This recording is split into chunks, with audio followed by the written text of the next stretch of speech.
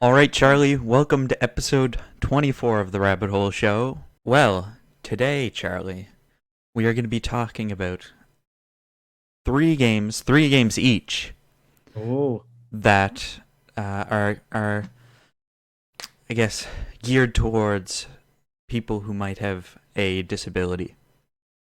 hmm So it could be visual disability, learning disability, mobility issues, anything like that. So, Charlie, I guess you should take it away with yours. I reckon you should go first. Okay, I'll go first then.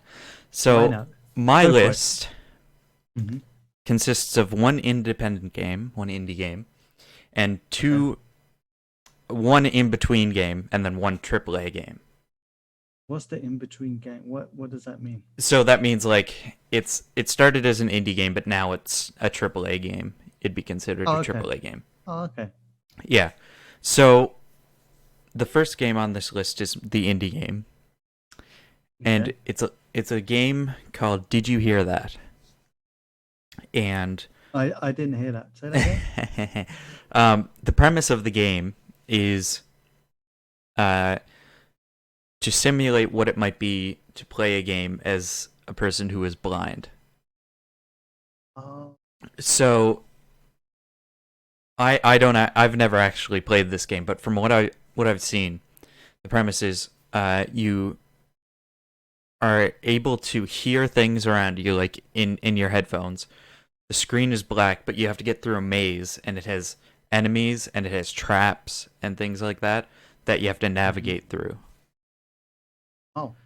So So, have you played it? I haven't played it. No, I don't own it or I haven't played it, but I did watch a couple videos about it while I was looking up things. It seems really interesting. It seems like Yeah, something I'd actually want to play. yeah, and it's made like this, um, not only to give other people an idea how it is to play games with a visual impairment, but it's also made like that so people who do have visual impairments can play the game also. Yeah, So, that sounds. yeah. You reckon they could adapt that into other games that aren't visually impaired? Yeah, they might be able to adapt that type of thing, I would say. Yeah. So like a Zelda kind of game. Yeah, You reckon they that would could be do neat. something like that? Yeah, that Yeah. would be neat. So, my second one is actually a game that I also haven't played. Um, but I've heard good things about it, and Maybe. I've also heard what I'm about to say Mm-hmm. actually before I was researching this. So, it's called Sea of Thieves. You probably heard of it. Mm-hmm. It's a game where you're a pirate, pretty much. You have to kind of go do different tasks on your pirate ship, and I'm pretty sure it's mostly online. I'm not quite sure because again I haven't played it. But the developers publicly announced that they want to actively make their game more accessible to people. So they added things like recently they added single stick or single analog stick play, allowing you to play the entire game with one analog stick. So their bumpers, their buttons, everything can be used with a single analog stick. Really nice. Yeah. Another feature that they recently added was text to speech and better accessibility for people with visual impairments. So I'm I didn't hear anything more about the visual impairment one, but I'm guessing it's controller vibrations and the single stick or single analog stick play would probably be I that thing. yeah, I would definitely try and play that game. Yeah, it seems like a fun game, and it seems like with the single analog stick play, it would be Mm-hmm. really easy for people with mobility issues to Yeah, because I was play. saying with FIFA, the new FIFA game, Hmm. FIFA game controllers. there's one game, there's one way of playing it. It's one button. Mm-hmm. So if they could do that in other games, that'd be great. Yeah. Yeah. Number one. Well, I guess it's the last one. The AAA game AAA. Go on. is Gears 5. So one of the Gears of War games. So it has an arm's length list of accessibility options. Mm-hmm. I just chose the ones that I found the coolest off of the list. So in the game, there's an actual section just for enabling certain things in the game. So some of the things it includes are colorblind mode, which we talked about last episode. Larger subtitles, so you can enhance how big or small the subtitles can be. That's good. High vibration settings, so people with visual impairments can feel what's happening in the game. Oh, nice. Text to speech, which people who might not be able to read or can't see to read. And also, this one is pretty cool too, speech to text. So whenever you're in game and a dialogue happens, usually it comes up with A, B, C, or D. Like you can choose your option, right? This is what I'm guessing it means. You can talk and say D instead of going to hit the button. Okay. Yeah. So those are the D A D A A. Hey, I mean. Hey, no, left, right. Yeah. It must be fun to do that though. Yeah. So it's challenging. It must be very challenging still. Yeah, it must be. Definitely an option. Yeah. Funny thing is, all three of these games I haven't played. Also, I haven't played. Do you reckon you'd be playing them now, as you know? Yeah, I really want to try the Did You Hear That game. Yeah, that one does seem. Yeah, and Sea of Thieves, I've wanted to play it, and whenever it first started, it was like $10. I was like, oh, I want to go buy it, and it was like $40 now, like $40 to play it. And I was like, ooh, pricey, but I might pick it up just to see. Wow, that's quite expensive, really. Yeah, for like an indie game, yeah. Gears 5, I'm guessing is a AAA sort of game there with that price. Yeah, I'm guessing that Gears 5 will be like $70. Okay. I'd like to mention some conditions first of all. So, Fragile X syndrome, right, is a condition that involves behavior, emotional difficulty, or physical development issues. Yeah. Okay. Down syndrome conditions involve learning difficulty, physical development, characteristics, as well as heart conditions. Then there's development delay. Yeah. When a child develops at a slower rate compared to other children of the same age. One or more issues may occur to their slow development, such as their ability to move, communicate, learn, or understand or interact with other children. Yeah. So then there's autism, avoiding eye contact, delayed speech, communication skills, reliance on rules and routines, being upset by relatively minor changes, unexpected reactions to sounds, tastes, sights, touch, and smells, difficulty understanding other people's emotions. So why am I telling you all this? Because it's always good to know, yeah? Yeah. But because due to some of these issues, a child or adult with these conditions has a harder time playing games than others. So, video games, as you know, Andrew, is a great tool for learning. Yes, if it's entertaining you, stress relief, creativity, problem-solving skills, as well as reading. It's perfect therapy for you and me, and I want to share some games that involve these skills for people who have intellectual difficulty. Okay. Number one. This is your favorite game, I believe. Okay, I think I know what it is. So Minecraft Yeah. is a virtual sandbox game and is on every console, computer, and handheld you can think of. Yeah. Players can explore as far as they want to, build as high as they please, travel across the forest, sail across the seas. It has a vast amount of things to do at your own pace. Yes. Minecraft is for all ages and experience levels from survival mode. Facing off again. I don't know if they still do survival mode, don't they? Oh yeah. Yep. Yeah. Facing off against other creatures on the land, collecting resources, building fort structures to survive. Yep. And then there's for the stroller types who just want to take it easy. There is creative mode. Yeah. Yeah. So this is where you can get really creative with your mind, peacefully, calmly build a slow or fast as you wish at your own leisure with added elements of soft, soothing music. It really adds to your journey. What do you reckon? Does it do that to you? Yeah, that's all pretty accurate. Yeah. Yeah. I have played Minecraft as well. I played it on the mobile phone, and I Oh, played it cool. Yep. on The the Nintendo Minecraft mobile. Nintendo Switch, I believe. Yeah. Is it randomly generated? Yeah. All worlds are randomly generated, unless you get like a map. Depends on. What about dungeons? Because there's a dungeon one, isn't there? Is that... Yeah, Minecraft Dungeons. It's a new story-based one. What is that about? Is it like... I'm not quite sure. I haven't played it or seen anything about it. So what's the latest one you've been playing? The latest? Just modded Minecraft. Yeah. Actually, after we're done with this podcast, I'm probably going to hop on with one of my friends and play Minecraft.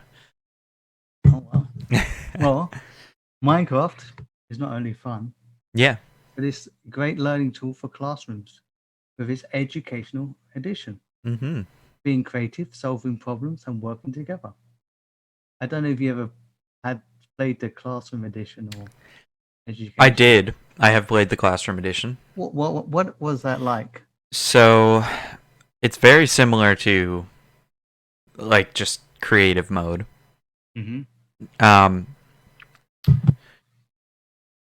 I think, like, it optimizes a LAN or something like that, like being able to connect on a local network but not connect on any other.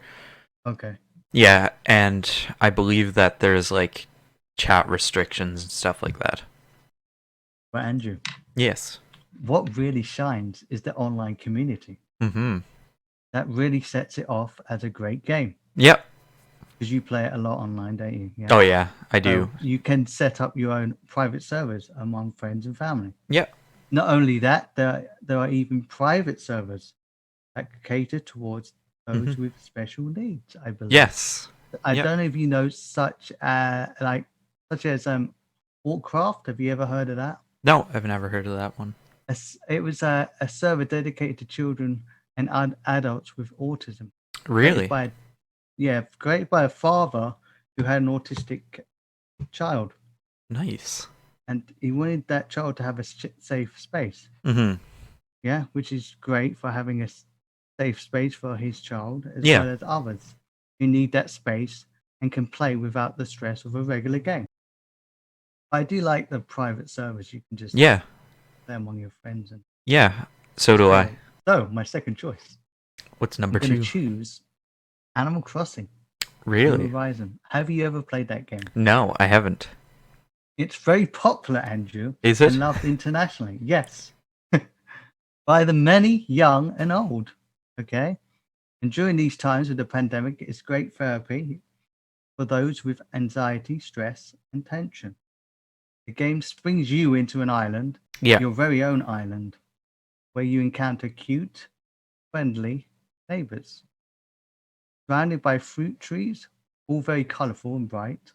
Yeah. You'll get to fish, catch bugs, and build your own style home.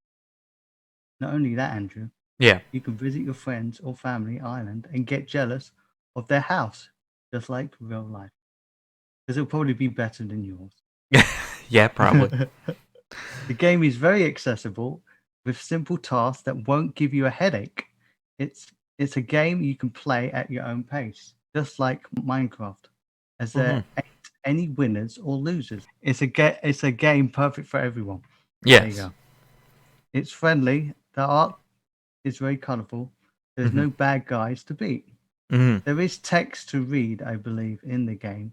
Yeah. It's not a lot, and the font is at a scale easy to read. Mm-hmm. Kind of like the game you were talking about. Yeah. Hmm? Yep. There is no right or wrong way of playing. It's however you want to play. So my next one, and Number I have 3. played this, Flower, Flower. is a game released originally on the PlayStation 3 and got a remastered update on the PlayStation 4. I'm not sure there's another update for the PlayStation 5, but yeah, the game looks really nice. Beautiful crafted artwork for your eyes. It's very upbeat and it is a short game.